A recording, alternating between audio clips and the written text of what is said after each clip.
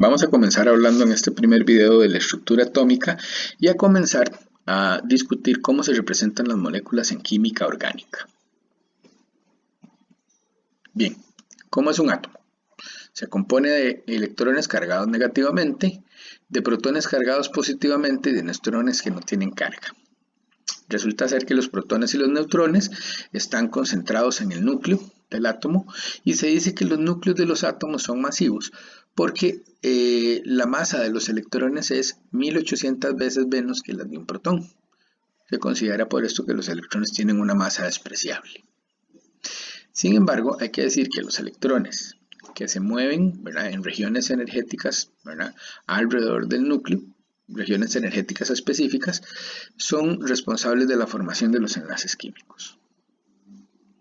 Bien, los elementos se caracterizan por tener lo que se llama el número atómico, que es el número específico de protones que tiene cada elemento. Es como la cédula de identidad de un elemento, el número de protones. Ahora, resulta que los átomos también tienen algo que se llama el número de masa, que es la suma de los protones más los neutrones. Entonces, puede ser que tres átomos que tienen diferente número de masa sean del mismo elemento.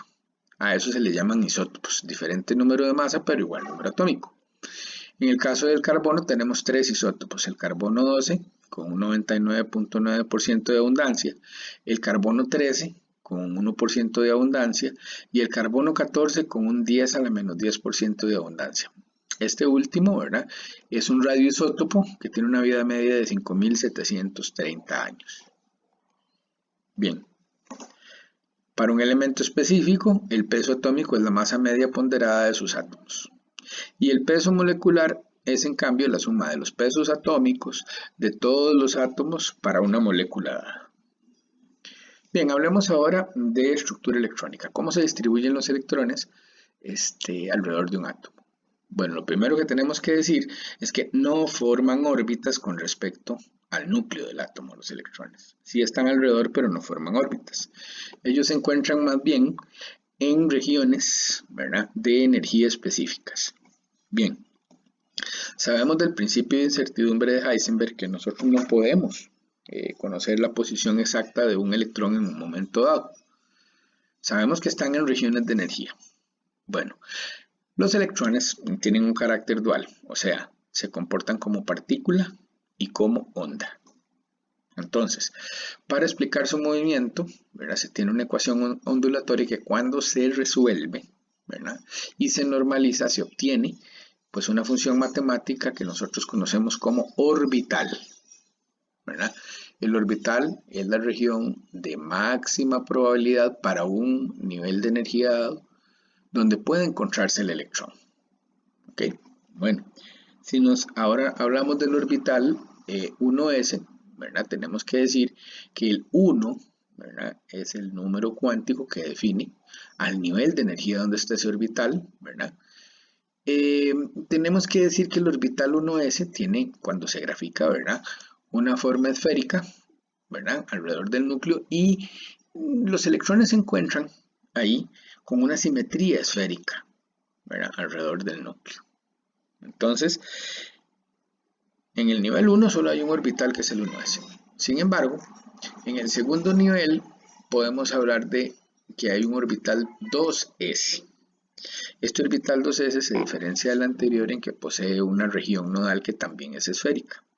La región nodal, ¿verdad?, es una región donde ese electrón del nivel 2 del orbital s no tiene probabilidad de encontrarse. La región nodal, como se puede apreciar acá, ¿verdad?, está hacia el centro del orbital 2s y coincide con el orbital 1s y con el núcleo.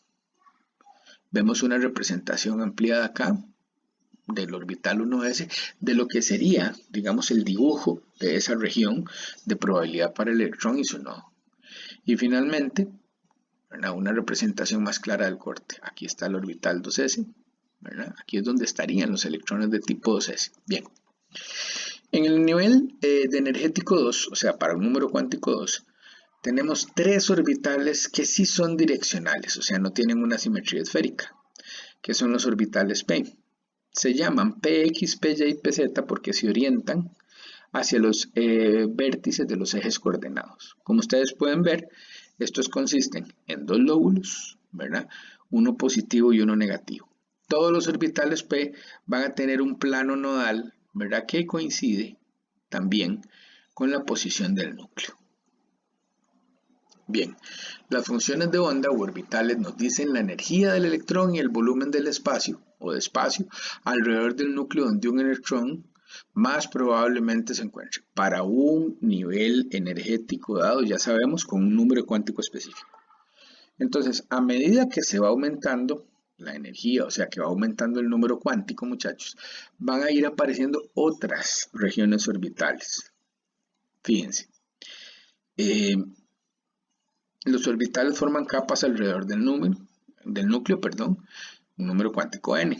El orbital atómico más cercano al núcleo, ¿verdad?, donde el n es más bajo, posee la más baja energía. Ok, esto es muy importante. ¿Y qué quiere decir?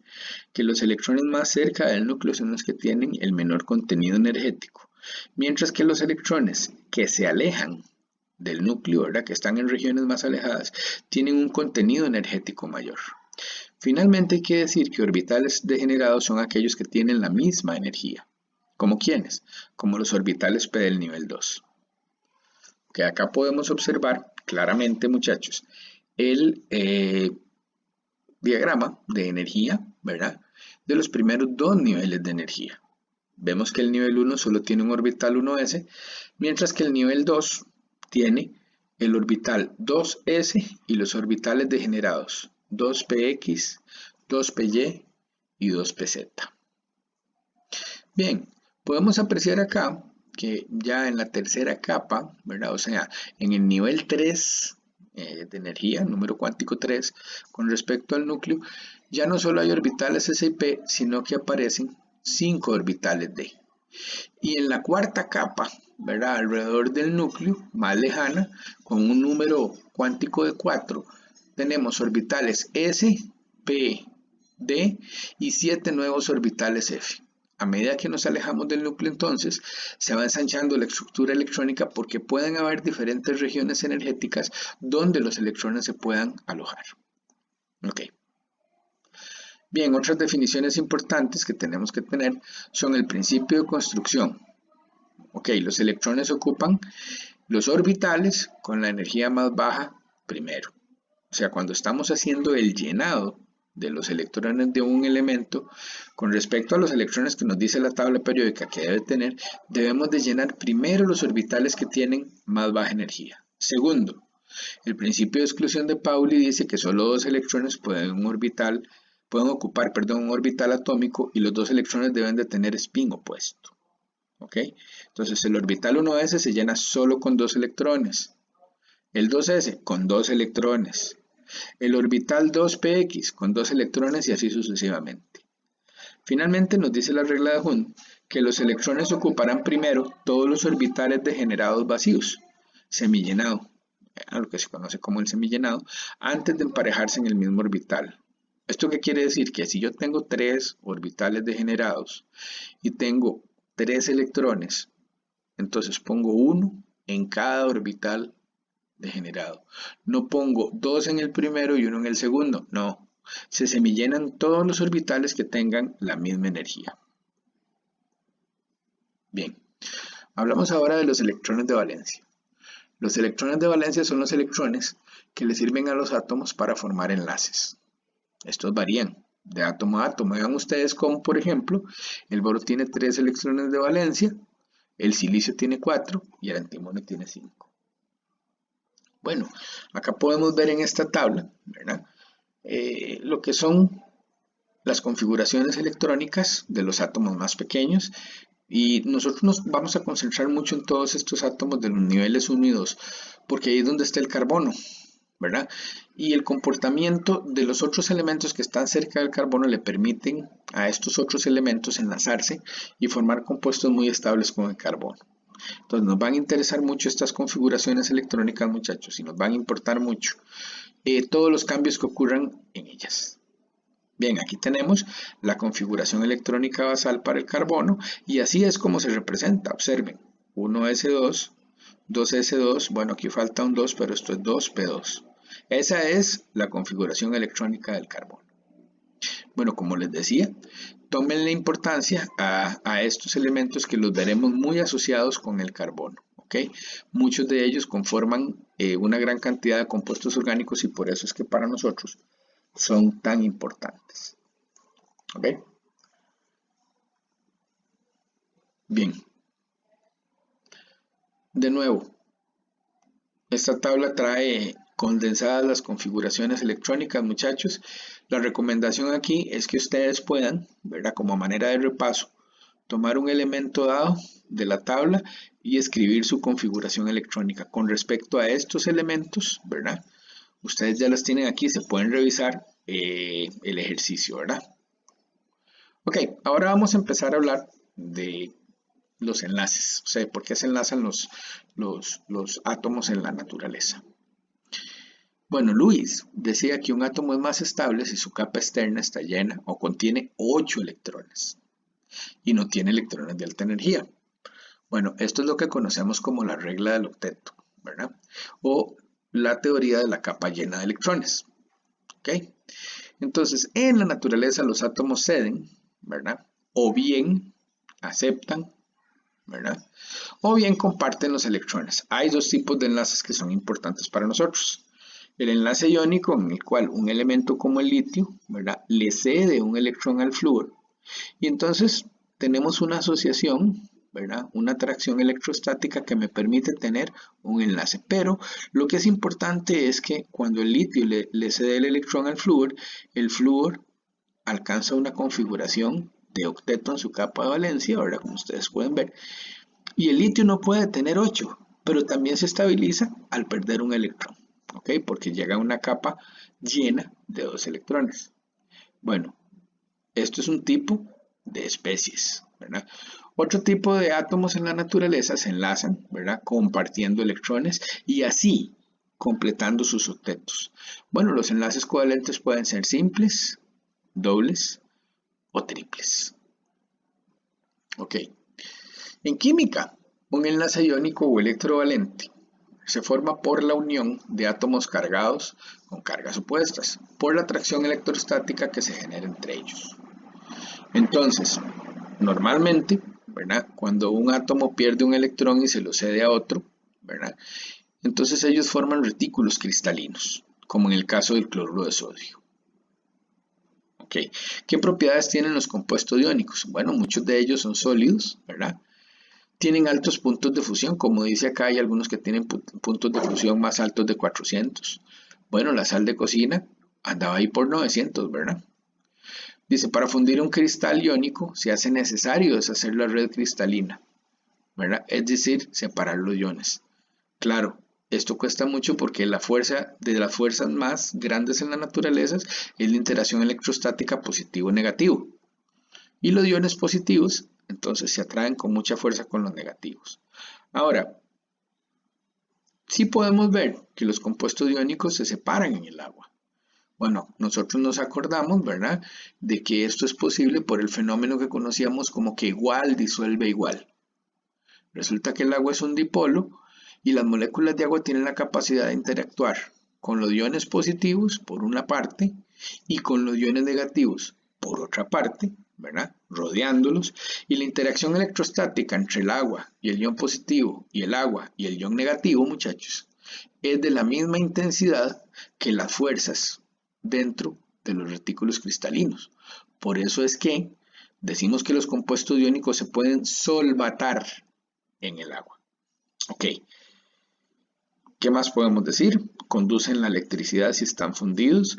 Resulta ser que el agua y algunos otros líquidos, cuando se les disuelven sales, sí pueden conducir la corriente eléctrica, ¿verdad? Muy importante.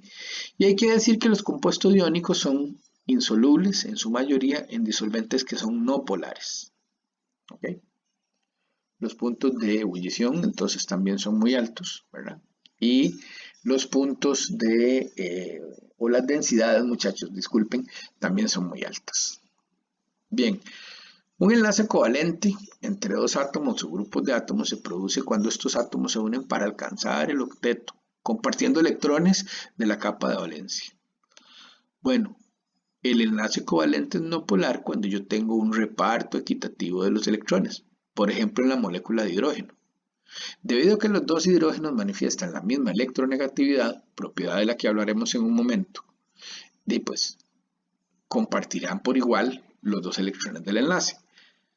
Lo que no pasa, por ejemplo, en la molécula de fluoruro de hidrógeno, donde el flúor es muy electronegativo y el hidrógeno por su parte es menos electronegativo.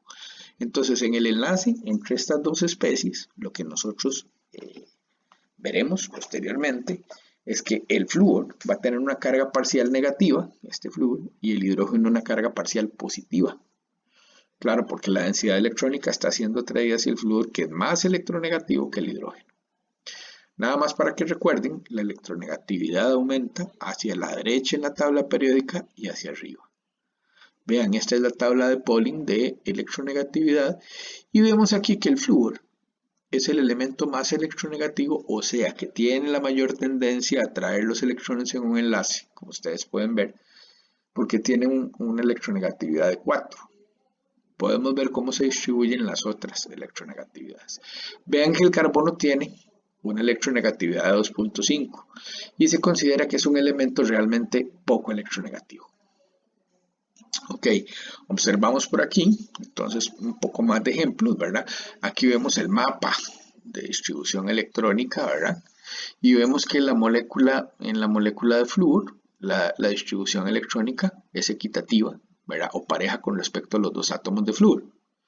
Mientras que en la molécula de fluoruro de hidrógeno, ¿verdad? La densidad electrónica, ¿verdad? Donde está rojo es donde se supone que hay una mayor densidad electrónica y donde vemos en el diagrama este como azul, ¿verdad? Pues es donde hay menos. Entonces, por acá tenemos más densidad electrónica porque el flúor es más electronegativo. Esos son los mapas, ¿verdad? De potencial electrostático, ya sabemos. Azul, más positivo, ¿verdad? Y rojo, más electronegativo o más electrones. Ok.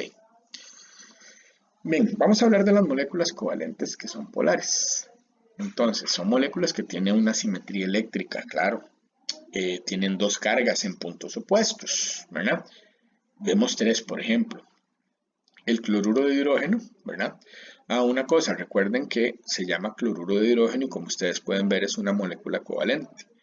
Cuando se pone en agua se llama ácido clorhídrico, ¿verdad?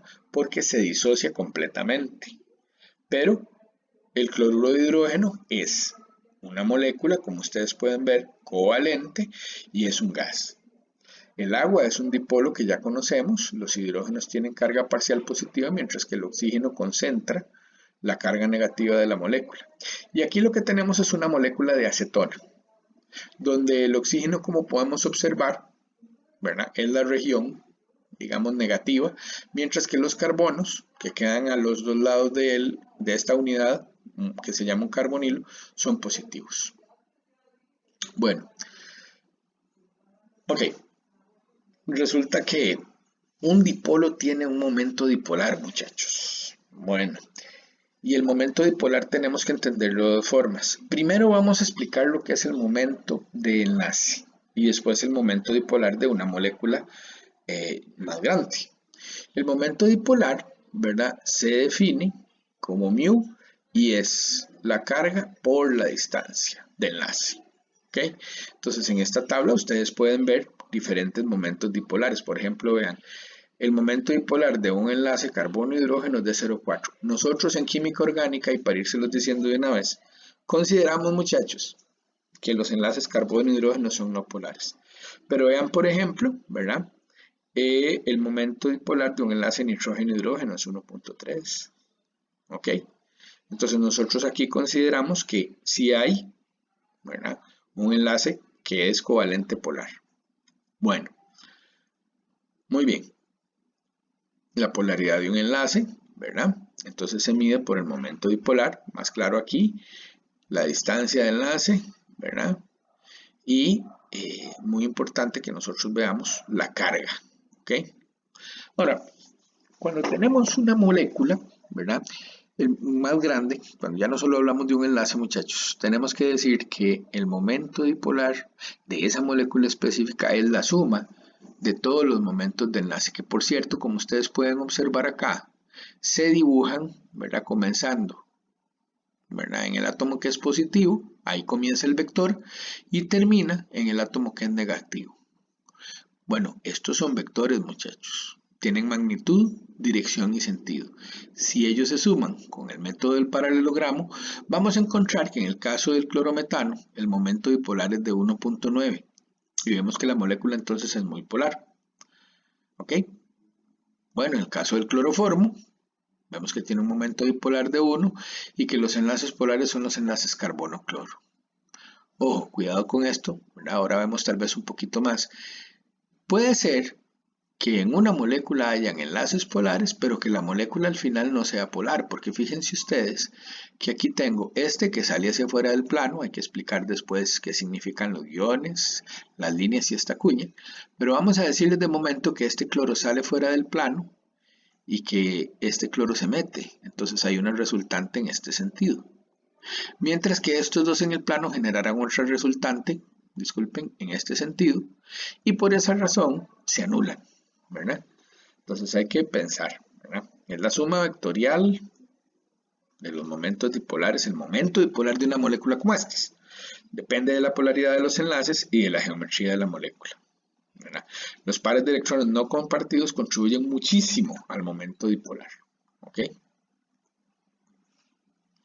Acá tenemos otras representaciones, vean cómo, ¿verdad? Este par de electrones, solo que tiene el nitrógeno, contribuye mucho a la suma de los otros tres vectores, dándome un momento dipolar de 1,46. ¿Ok? Bueno, en este caso, por ejemplo, podemos ver, ¿verdad?, que la resultante es 0,24. Esta molécula es menos polar que esta. ¿Por qué? Porque este vector se opone a la suma de estos tres en este caso, porque los fluoros son más electronegativos. Bueno, momentos dipolares de algunas moléculas simples.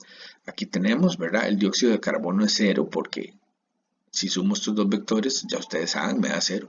El agua tiene un momento dipolar de 1,83, es grande, ¿verdad? La acetona más, de 2,72. Y tenemos moléculas orgánicas más grandes que también pueden ser polares. Ok. Entonces, de nuevo, representaciones claritas, ¿verdad? Donde podemos ver las moléculas polares y el vector final, ¿verdad? O la suma que representa el momento dipolar.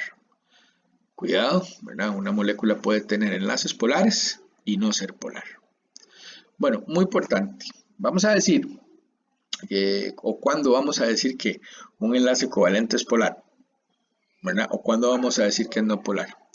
Vamos a decir que un enlace es iónico si la diferencia de electronegatividad entre los dos átomos que uno está pensando que se enlacen es mayor de 1.7.